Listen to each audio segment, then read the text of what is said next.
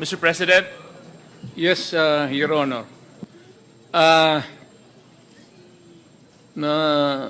Nalilito na ako kung anong sabihin ko.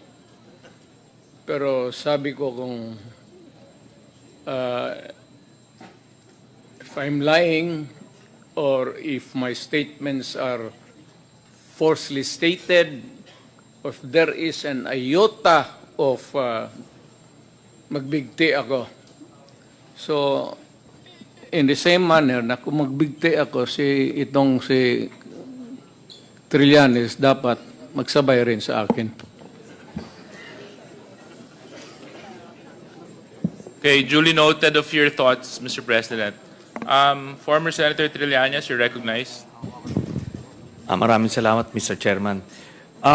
Ito pong dokumentong ito po yung naging basis ko nung plunder case na final ko kay Duterte noong 2016. At ito po ay inimbestigahan ng Ombudsman at ang Deputy Ombudsman, Arthur Carandang, and I think the Quadcom can invite him.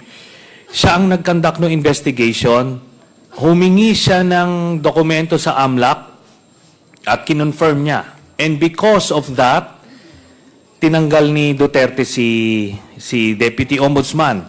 Now, aside from that, so pwede natin, suggested by Chairman Paduano, na yung AMLAC mismo, unless, since hindi naman na siya incumbent, pwedeng ma-access yun with the waiver. Pero we've been there before. Nagsabi na yan siya na magbibigay siya ng waiver. Puro bluff yan. Pero hindi, kaya nga mas maganda kung ma-draft na po natin yan ngayon para papirmahan niya yan dito, no? Para wala ng alibay. Pero ito po, I'll be presenting later on, Mr. Chairman, a video of his actual admission of these accounts. No? So, ito naman pong mga cheque na in-encash, in-extract lang namin from that long list. Mga manager's checks po yan, hindi nawawala sa system po yan.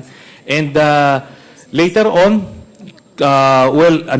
exempted sa impeachment cases, kaya pwede po lumabas yan, ipepresenta po yan. That's the smoking gun ng proceeds of the illegal drug trade ng Duterte crime family. Salamat po, Chairman. Thank you very much, Sir, I have to Senator respond Trillanes. to it.